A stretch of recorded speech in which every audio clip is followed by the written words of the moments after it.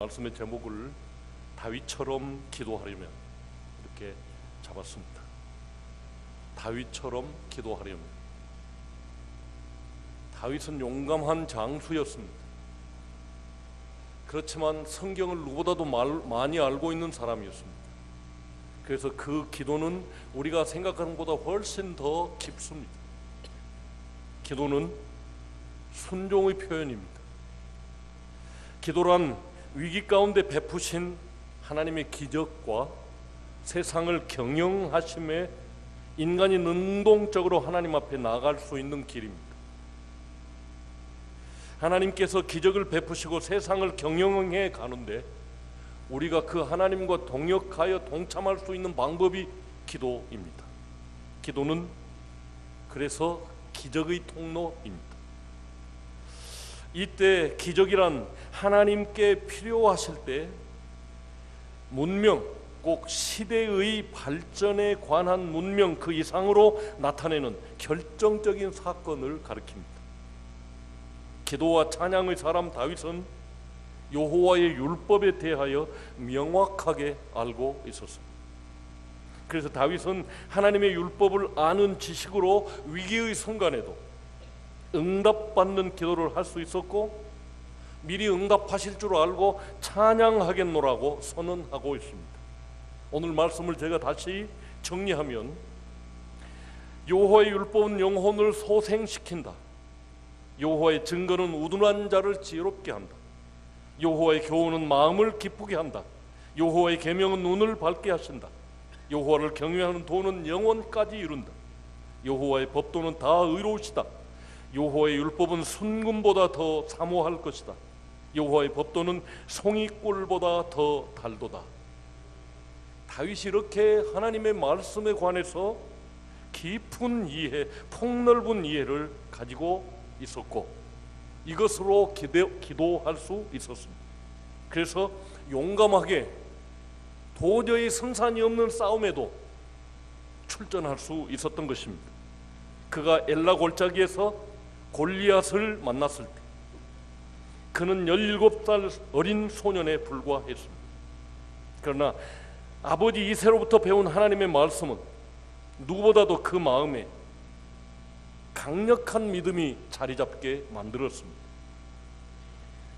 다윗이 블레셋 사람에게 이르되 너는 칼과 창과 단창으로 내게 나아오니와 나는 만군의 여호와의 이름 곧 네가 모욕하는 이스라엘 군대의 하나님의 이름으로 내게 나아가노라. 도저히 승산이 없는 싸움에 나설 용기가 바로 그 말씀의 바탕을 둔 믿음에서 나왔던 것입니다. 우리 목포 부근에도 골리앗이 많이 있습니다.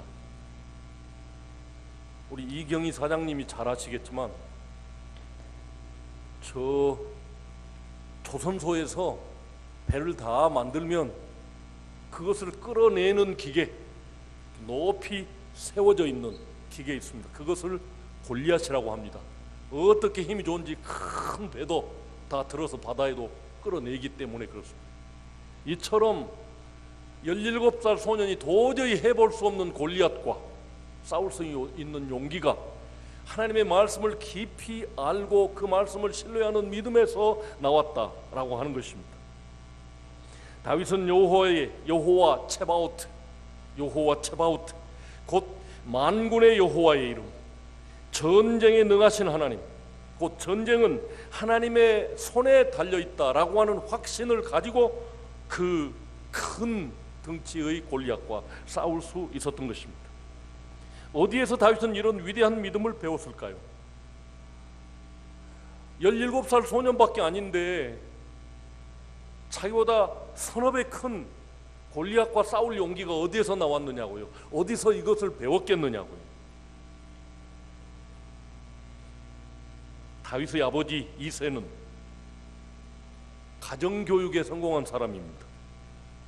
그는 하나님의 말씀을 받아 전달한 모세의 당부를 온전히 순종하여 자녀들에게 철저하게 전수시킨 사람이었습니다.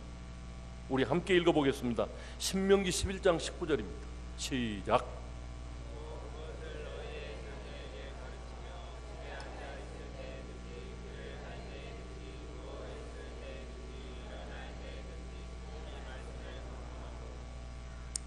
여러분, 하나님의 말씀을 여러분 자녀들에게 이렇게 가르치고 계십니까? 하나님께 직접 들은 모세는 이렇게 가르치라고 말하고 있습니다. 누워있을 때든지 앉았을 때든지 길 갈 때든지 언제든지 하나님의 말씀을 강론하라고 말했습니다. 더욱 놀라운 것은 성령 충만한 사람 사무엘이 사울 왕에 이어 이스라엘의 왕될 왕을 찾기 위해 기름 부으러 이새의 집을 방문했을 때 그 사람은 적어도 이스라엘에서 최고가 되는 그 사람의 마음을 꿰뚫어 볼 수 있는 영성이 깊은 선지자였습니다. 그런데 이새의 집을 방문했을 때 그 모든 아들들이 다 왕감으로 손색이 없이 길러 놓았던 것입니다. 큰 아들을 보아도 둘째를 보아도 셋째를 보아도 왕감으로 전혀 부족함이 없다. 그래서 왕으로 기름 부으려고 할 때 하나님께서 아니다, 그 사람은 내가 버렸다 라고 말씀하시죠. 이새는 율법을 기초로 한 패밀리 스쿨, 곧 가정성경학교에 충실한 가정을 만들었고 말씀을 전수했던 것입니다. 모세가 시킨 대로 앉아있을 때든지 길을 갈 때든지 누워있을 때든지 하나님의 말씀을 가르쳤음이 분명합니다. 또 함께 말씀을 읽어보겠습니다.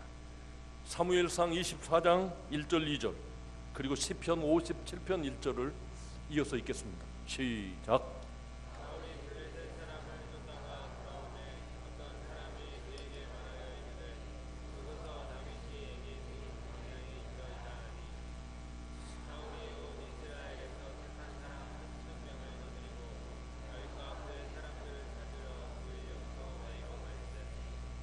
시편 57편 1절 함께 읽습니다. 시작.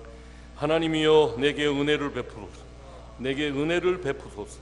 내 영혼이 주께 피하되 주의 날개 그늘 아래에서 이 재앙이 지나가기까지 피하리이다. 사무엘상 2장 24장의 사건이 있을 때 쓰여진 시가 바로 시편 57편입니다. 그러니까 이어서 읽어야 스토리가 이어지겠죠.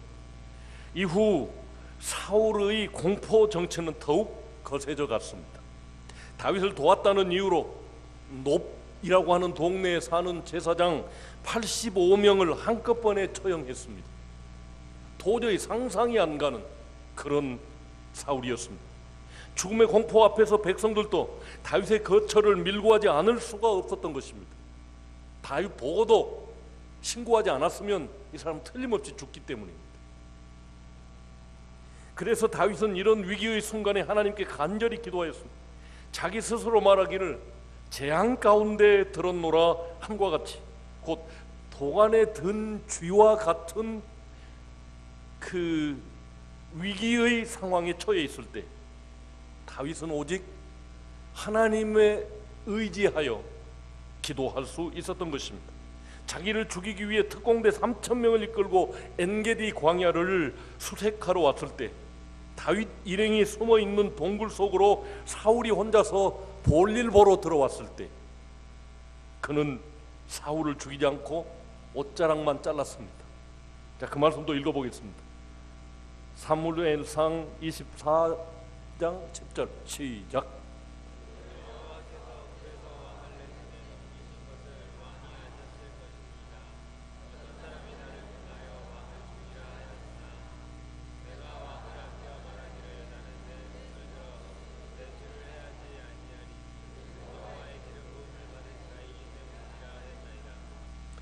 볼일 보러 부하들을 데리고 갈 수는 없겠잖아요.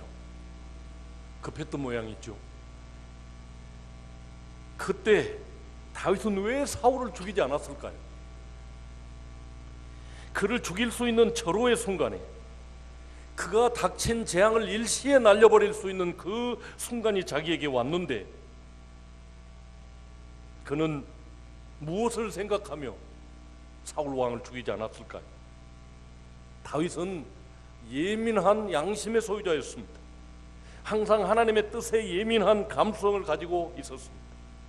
자기 주인이며 장인이고 더욱이 하나님께서 기름 부어 세우신 주군을 자기 손으로는 죽이는 것을 하나님이 금하셨다라고 하는 신앙 양심이 아주 예민한 사람이었습니다.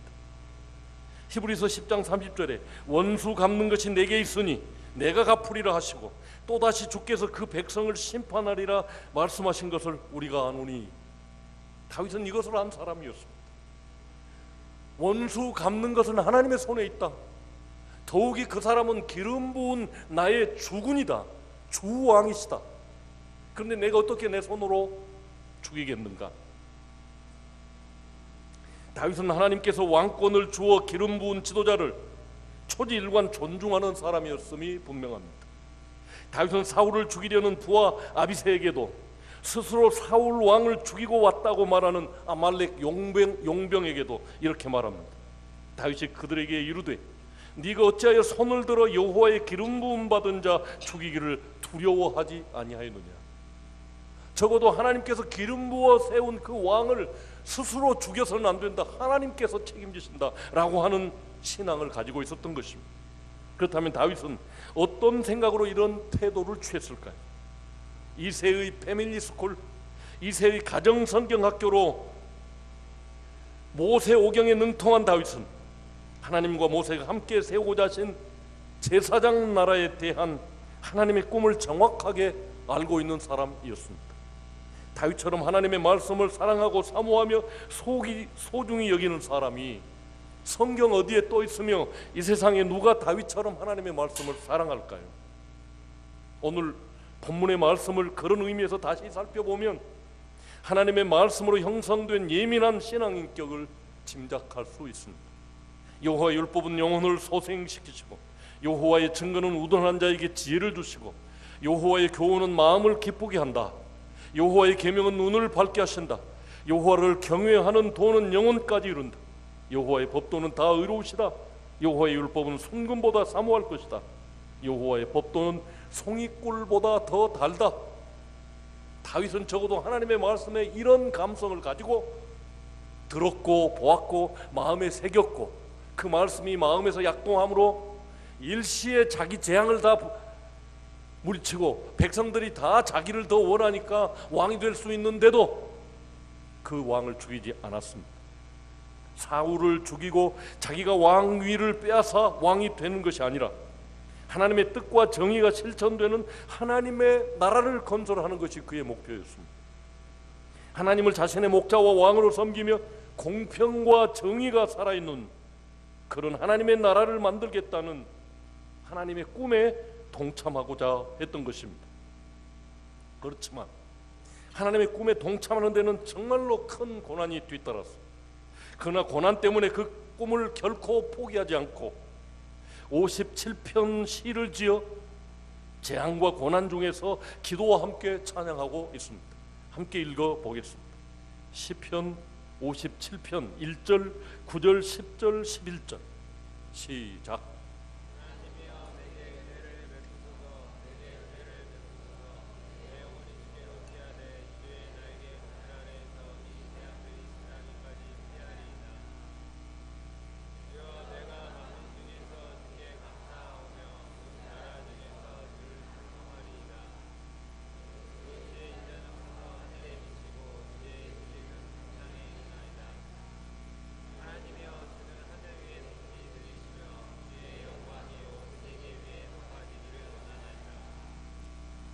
자기를 잡겠다고 찾아온 특공대 3,000명이 지척에 있습니다.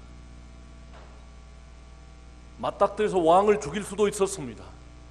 그럼에도 죽이지 않고 멀리 도망가서 자른 옷자락을 보여주면서 내가 당신을 죽일 수 있었으나 죽이지 않았습니다. 왜냐하면 하나님의 기름 부으신 내 주군, 내 왕이기 때문입니다 라고 고백하면 이 위험한 상황에서 그는 찬양하고 있습니다. 무릇 주의 인자는 커서 하늘에 미치고 주의 진리는 궁창에 이르리로다.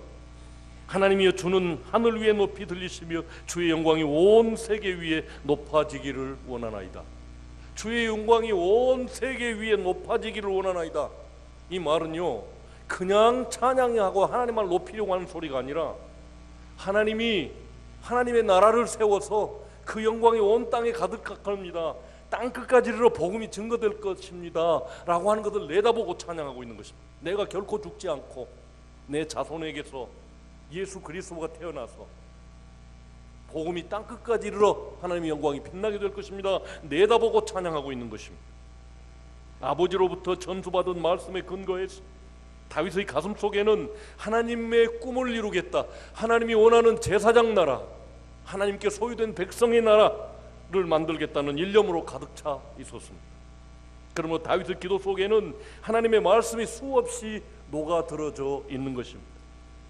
이를 아울러 다윗의 기도는 사울처럼 권력을 사유화하여 자기 제국 건설이 꿈이 아닌 제사장 나라의 건설이 그의 유일한 소망이었던 것입니다.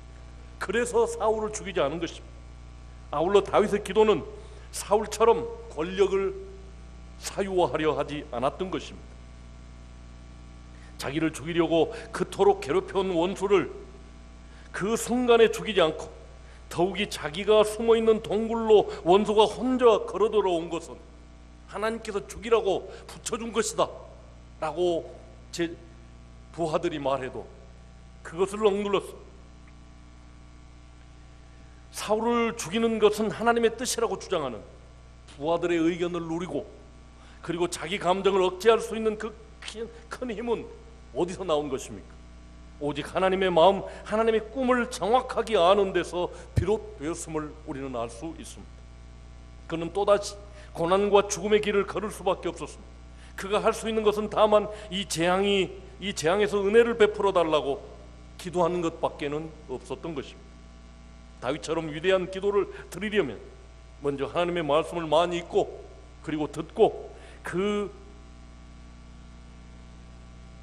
성경 속에서 신앙의 선배들을 만나고 그분들이 만난 하나님을 만나야 이런 믿음의 기도를 우리도 드릴 수 있다는 것입니다. 왜냐하면 기도는 하나님의 말씀을 아는 만큼만 기도할 수 있기 때문에. 다음은 우리에게 다가온 현실과 직면하고 있음을 볼 수 있습니다. 우리가 인생을 살면서 수없이 많은 두려움, 괴로움들이 찾아오게 될 것입니다. 다윗은 자기도 모르는 사이에 나라의 정사에 끼어들게 됐습니다. 17살 소년이 골리앗을 무너뜨렸더니 그때부터 이제 사람들이 다윗만 쳐다보게 되겠습니다.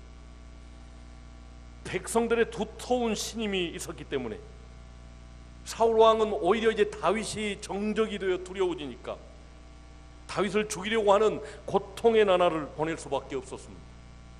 이런 어려움 가운데서 내 삶이 하나님 나라를 위해 어떻게 쓰임받을 수 있겠는가?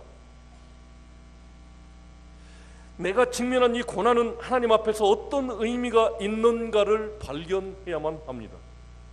다윗처럼 자신의 문제를 성경에 비추어 하나님, 내가 이렇게 하나님의 영광을 드러내겠사오니 나를 살려주시옵소서, 내게 은혜를 베풀어 주십사고 기도하고 있습니다.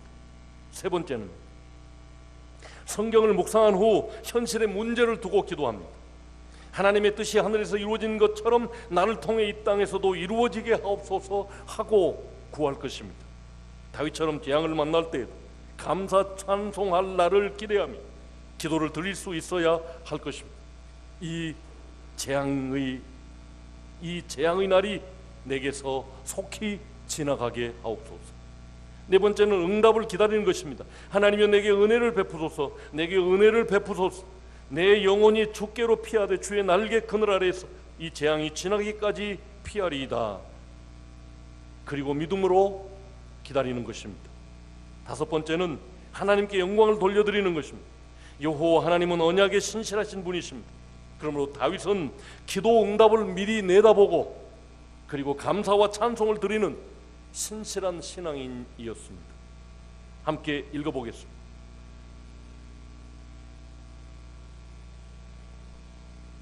시편 57편 10절 다시 읽겠습니다. 시작.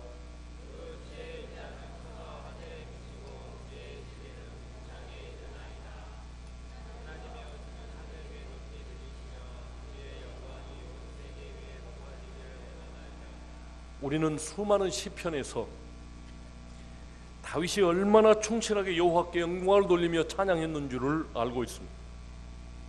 기도란 위기 가운데 베푸신 하나님의 기적과 이 세상을 경영하심에 인간이 능동적으로 하나님 앞에 참여하는 방법입니다. 기도는 기적의 통로입니다. 기도와 찬양의 사람 다윗은 여호와의 율법에 대해서 명확하게 알고 있었습니다. 그래서 다윗은 하나님의 율법을 아는 지식으로 위기의 순간에도 응답받는 기도를 드릴 수 있었고 찬양하겠다고 미리 내다보고 선언하고 있습니다. 무엇보다도 다윗은 하나님의 말씀을 누구보다도 사모하였고 그 결과 하나님을 온전히 신뢰할 믿음을 갖게 되었던 것입니다.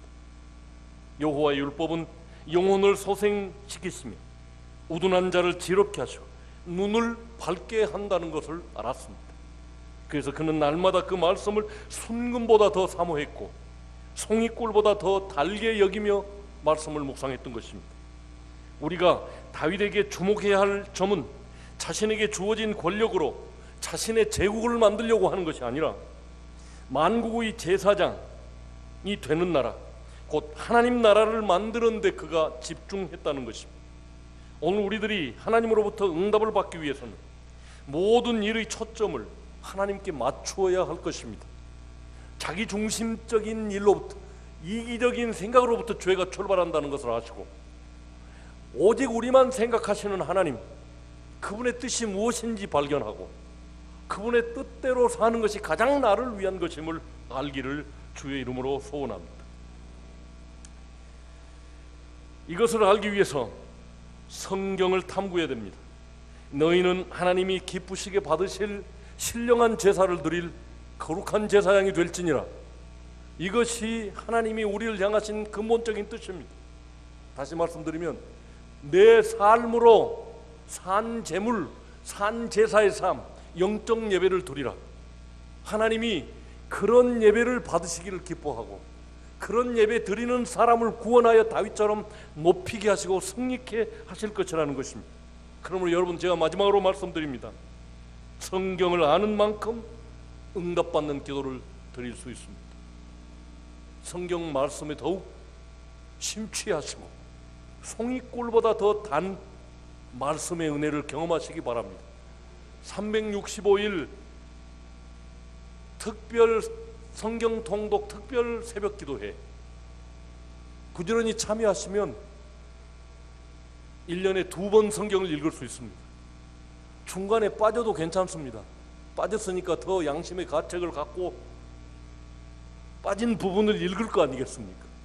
그러면 적어도 1년에 2번 하나님의 말씀이 복이라는 사실, 시냇가에 심긴 나무처럼 복되다는 사실을 다시 한번 마음에 새기시기를 주의 이름으로 축복합니다. 말씀 생각하면서